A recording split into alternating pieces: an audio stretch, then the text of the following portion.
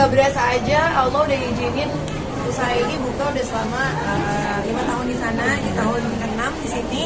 Dan di sini tempatnya lebih gede. Tempatnya lebih besar juga di sini. Secara tempat ini ya sayang. Ya.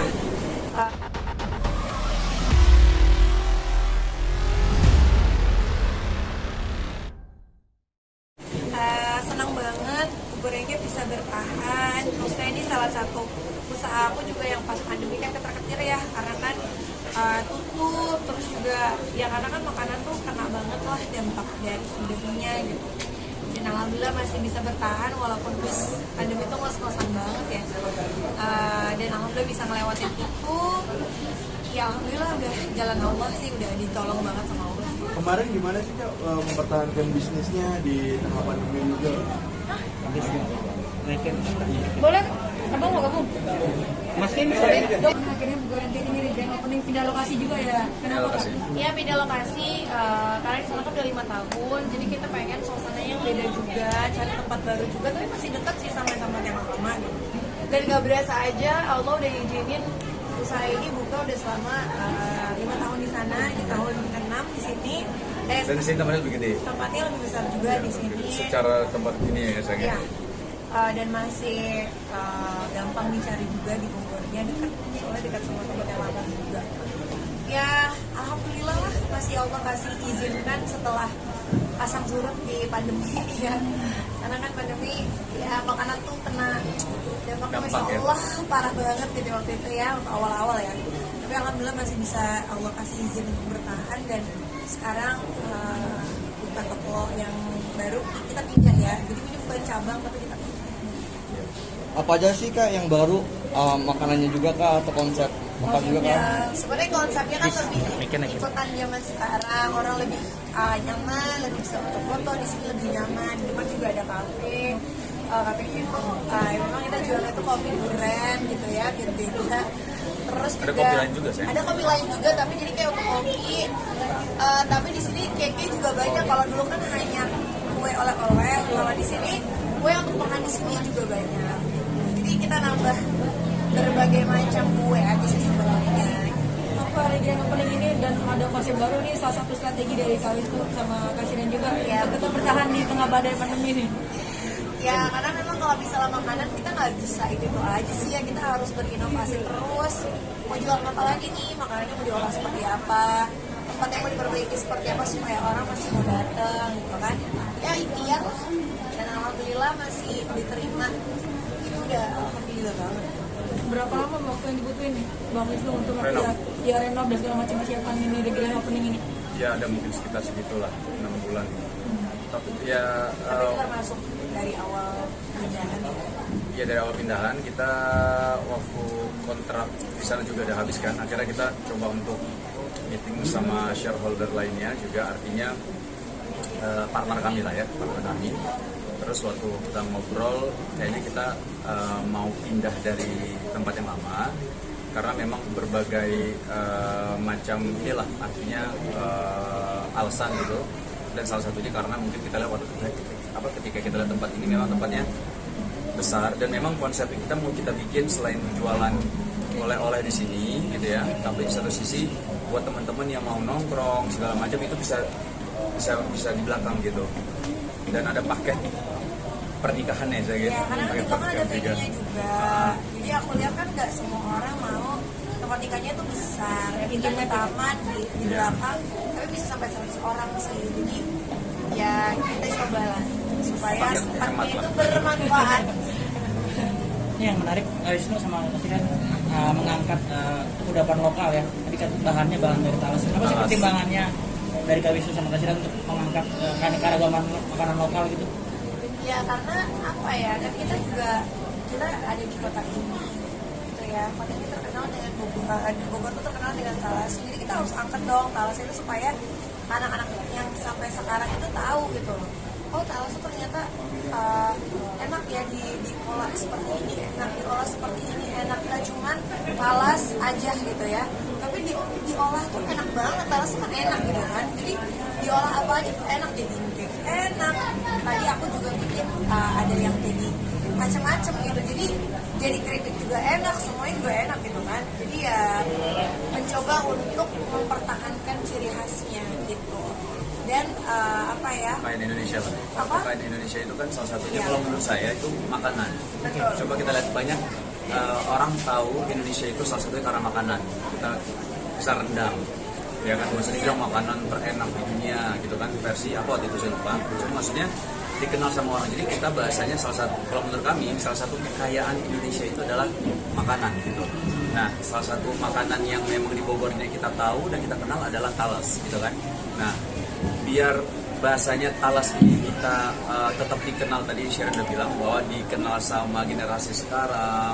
Kalau dulu orang tua kita pada tahu semua, teman-teman saya juga tahu gitu.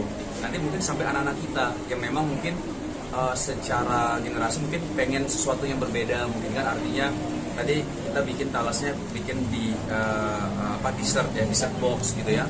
Jadi anak-anak juga tetap bisa menikmati dan diedukasi sama orang tuanya bahwa ini talas ini salah satu makanan khasnya Bogor gitu. Tapi ini diolah Pak jadi rent dessert gitu.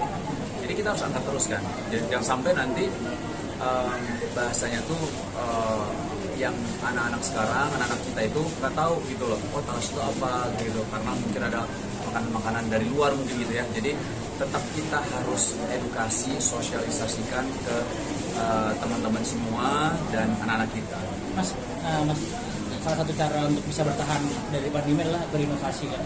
Tadi selain menghadirkan talas, apa lagi sih inovasi yang dihadirkan di Bogor Antik ini dari sisi menu dan segala macam? Ya kalau menu kan menu makanan juga cepet banget berputarnya di Indonesia, menu-menu viral kita coba coba adakan, tapi itu nggak bertahan lama sebenarnya. Tetap yang bertahan lama itu yang lama, konsep kita yang lama gitu dengan makanan yang awal. Kalau yang menu-menu viral kita adain tapi cuma kayak berapa bulan kita ganti. Kita mencoba untuk ngejar market yang viral juga kan. Jadi ya memang makanan tuh harus berinovasi sih sebenarnya. Ya, Karena kan muternya cepet banget kan. Terus nge-trend makanan misalnya nge-trendnya roti Korea gitu. Iya gitu. Nge-trendnya nanti sekarang lagi roti-roti Prancis gitu kan. Tapi produk kita tetap ada. Tapi produk kita tetap kita hilangin. Cuma kan itu kita putar gitu kan, tetap ada. Atau varian-variannya misalnya nih, waktu itu kan green tea happening di mana-mana. Udah kita bikin lagi. Nanti beberapa bulan lagi kita bikin varian tiramisu. Berapa bulan lagi supaya orang itu nggak bosen gitu kan, supaya orang nggak kayak udah pernah beli nggak beli lagi. Jadi kecuali yang fansnya banget sih, masya Allah mereka beli terus. Tapi kan ada orang-orang yang nggak terlalu suka dessert yang mungkin tidak bisa makan berulang-ulang, jadi kita bikin inovasi supaya mereka mau nyobain lagi.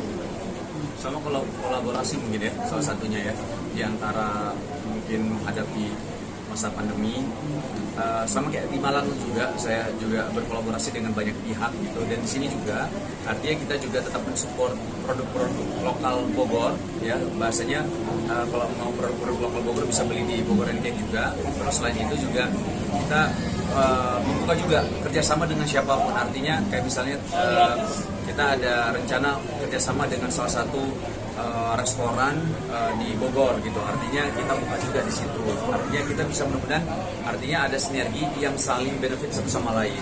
Nah ini terbuka untuk siapapun, artinya kolaborasi ini penting gitu.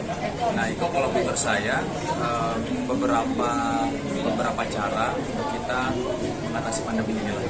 Mudah-mudahan bisa bisa membantu satu sama lain, insya Allah. Mas, kalau untuk menjaga mutu dan quality control terjun langsung atau seperti apa? Karena tadi Mas Iran sempat ada kekhawatiran kalau artis yang kurang begitu enak jadi komplain nih, artis siapa nih gitu kan? Bukan, itu kan mungkin stigma ya. Iya. Maksud dari pandangan dari orang tuh kayak misalnya ada seperti ini gitu. Stigma itu kan harus menjadi introspeksi dirinya kita kan. Maksudnya kayak aku nggak mau orang ngeklaim cuman sembarang aja jualan tapi nggak enak.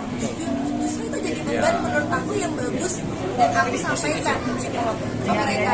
Kita nggak boleh tutup kuping, kita harus buka kuping, tapi kita juga bukan baper, tapi kita harus introspeksi diri nih, apa nih kurangnya. Oke, kita perbaiki rasanya misalnya gitu.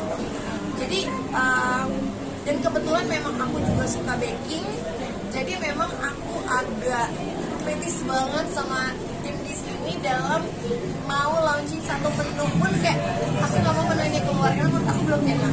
Aku mau menu ini keluar karena menurut aku udah oke.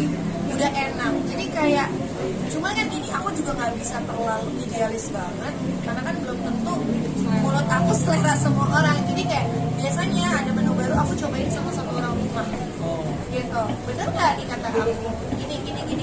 Cuma tetap ujungnya putusannya di aku kalau untuk menu ya gitu. Tapi kalau untuk yang lainnya Kak Lisa juga bantu ngasih advice ke aku. Terus di sini juga ada timnya juga dan ada partner kita juga.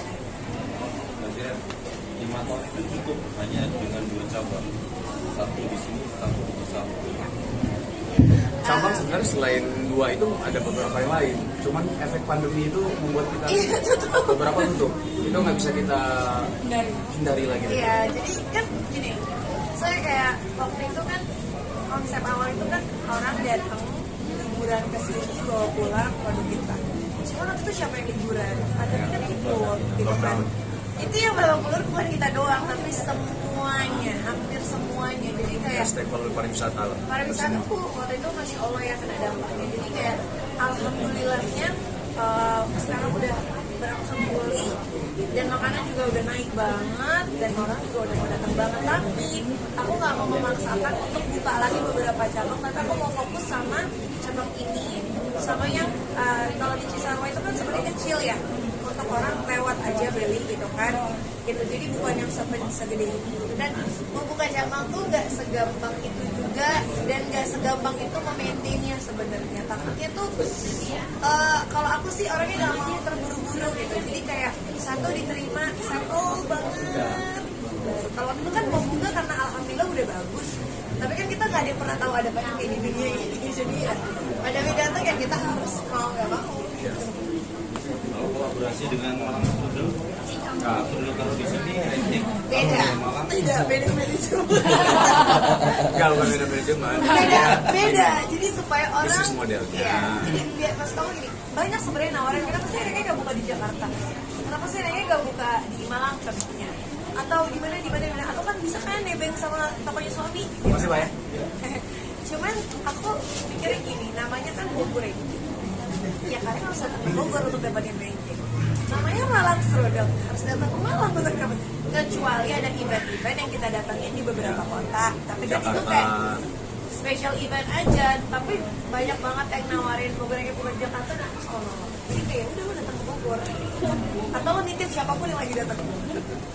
Konsepnya memang oleh-oleh konsepnya. Mas, tapi dengan kondisi pandemi yang memberikan dampak terhadap industri terutama makanan, kedepannya potensinya setelah dari pandemi ke pandemi seperti apa?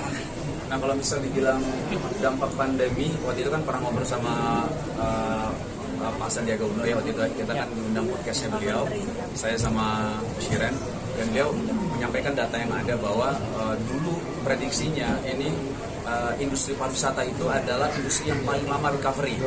Nah, tapi kan kita berharap jangan sampai seperti itu. Dan alhamdulillah ketika akhirnya lockdown sudah mudah, gitu kan kita bisa jalan-jalan dengan prokes ya gitu ya, prokes yang ketat. Alhamdulillah itu kan lonjakannya luar biasa banget. Kita lihat dari Ramadan kemarin, dari data yang ada itu penjualan aja untuk muslim fashion aja itu luar biasa besarnya. Karena apa? Karena kan diperbolehkan mudik kan. Nah, ketika diperbolehkan mudik, orang kan otomatis pengen beli baju, beli ini itu segala macam. Dan salah satu beli oleh-oleh, dan itu lonjakan yang sangat luar biasa. Nah, ini ya kita bersyukur pastinya. Nah, kalau dibilang setelah pandemi, biasanya kan memang kalau menurut kami ya, kalau kita lihat data yang ada juga ya, itu secara penjualan juga meningkat jauh pesat. Terus orang-orang yang dulu mungkin kayak misalnya nggak pernah liburan jadi liburan, hotel penuh, rata-rata penuh semua. Nah itu dari indikator-indikator ini aja kita bisa lihat bahwa semuanya pasti akan kena dampaknya, dampak secara positif ya. Maksudnya ketika hotel penuh, otomatis berarti wisatawan banyak tuh yang berlibur. Nah pulang, budayanya kita itu beli oleh-oleh. Nah itu nanti akan berdampak yang beli oleh-oleh, berdampak kepada mereka lah ya, stakeholder pariwisata kayak hotel, restoran, kafe, terus theme park, tempat-tempat wisata dan park kayak misalnya kalau di Malang itu Jatim Park 1, Jatim Park 2, Museum Angkut.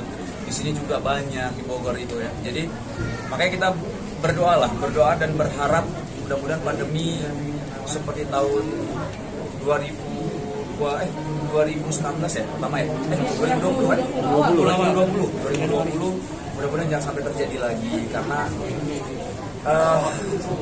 dampak kepada semua pelaku bukan hanya pariwisata tapi pelaku industri apapun itu kena dampaknya. Ya, karena juga kena dampak banyak.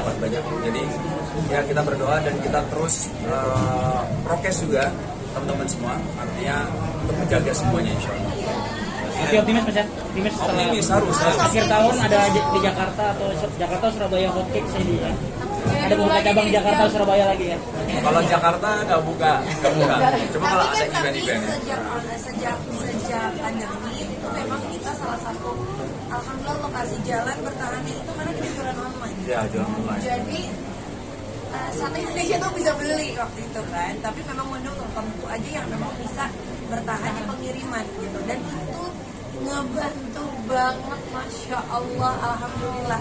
Karena tadi itu benar-benar kayak, ya maksudnya mungkin yang nonton itu yang pelaku usaha juga yang, oh ternyata artis kena juga ya, iya semuanya kena, tenang aja gitu. Kita akan bangkit bareng-bareng insya Allah. Itu benar-benar kayak sampai kayaknya kan itu nggak lama pandemi awal, habis itu Ramadan kan, itu kan kita harus ngeluarin THR segala macam kan, itu benar-benar kayak itu muter otaknya sampai ya udah pakai uang pribadi aja deh gitu, maksudnya banyak yang hal dipikirkan lah gitu. Jadi alhamdulillah sekarang sih udah masya Allah banget. Jadi alhamdulillah hikmah pandeminya kita tahu jualan online seperti apa besarnya. Mas Iren, Mas Wisnu, salah satu strategi bertahan tidak hanya kena pandemi tapi ketika banyak teman-teman artis kemudian pada terkapar bahkan tidak melanjutkan bisnis kue tapi bisnis bubur cake ini itu tetap jalan terus. Sebenarnya kuncinya apa? Selain fokus tadi, Mas Iren kan nggak mau buka cabang di tempat, tidak mau buka cabang di tempat lain, misalnya itu meninggalkan Indonesia Tuan barangkali itu jadi pertimbangan. Ada nggak kali ini? Kalau menurut kami ya bisa jadi salah juga ini dari sudut pandang kami lihatnya memang ketika kita bisnis oleh-oleh bukan hanya bisnis menjual oleh-oleh saja, tapi ada hal-hal lain yang kita perhatikan ketika dalam satu bisnis itu kan ada beberapa divisi kan, jadi ada marketing, finance, terus operasional. Nah jadi ini harus kita perhatikan semua. Operasional itu kan nggak semudah yang kita kira. Mungkin ketika kita bikin satu satu brand gitu ya, ada mungkin ada satu satu hal yang membantu kami, artinya kita karena kita dulu yang main sinetron di dunia entertainment, jadi ketika bikin satu brand mungkin dulu kalau secara kita membumingkan di opening itu alhamdulillah lumayan Allah bantu gitu loh, maksudnya alhamdulillah Allah bantu untuk kita bikin satu brand gitu. Nah tapi ketika makin banyak orang bikin, memang orang mungkin melihatnya jadi hal yang biasa gitu. Oh semuanya bikin, bahkan sampai ada yang orang beranggapan bahwa di belakangnya sama semua nih, padahal nggak sama semua gitu. Ada beberapa yang punya brand ya brand mereka sendiri gitu. Cuman masalahnya memang soal operasional kita harus pikirkan, soal produksi juga kita harus pikirkan. Dari produksi aja, kayak produksi Shiren, R&D ini kan hal yang sangat penting. Kayak Shiren bilang, inovasi produk itu kan berarti dari R&D ini harus benar-benar kuat gitu loh. Terus operation ini bukan hal yang gampang juga gitu. Jika mungkin secara marketing kita bisa mendatangkan orang-orang untuk datang ke toko kita, tapi secara operation kita nggak siap, wah itu bisa kacau balau gitu. Jadi banyak hal sebenarnya yang harus diperhatikan ketika bikin satu usaha kan gitu kan. Nah, alhamdulillahnya kami, bukan hanya kami, saya sama Shiren, tapi ada partner kami juga, artinya kita bisa membagi tugas lah, artinya kami di ranah apa, saya di ranah apa, Shiren di ranah apa, partner kami di ranah apa, sehingga kita bisa bisa sinergi satu sama lain, sehingga alhamdulillah atas izin Allah, tentunya atas pertolongan Allah, sampai sekarang ini bisa jalan terus usahanya gitu. Tapi kalau untuk bisnis F&B setahu kami, ya F&B ataupun oleh-oleh, salah satu yang harus kita perhatikan adalah produk. Simpelnya, kalau produk enak, itu insya Allah jadi marketing yang hebat sebenarnya. Artinya kalau kita mau melakukan marketing sehebat apapun tapi produknya biasa aja, susah orang balik lagi. Tapi kalau misal produknya enak, marketingnya nggak begitu kencang, insya Allah orang akan balik lagi walaupun butuh waktu gitu loh. Nah jadi mungkin kalau untuk orang ketika bikin produk, oleh-oleh kah, kue kah, atau makanan kah, yang harus diperhatikan salah satunya adalah produknya. Karena produk yang enak itu adalah marketing yang hebat kalau menurut saya gitu. Jadi insya Allah orang akan balik lagi dengan sendirinya karena produknya memang dikangeni.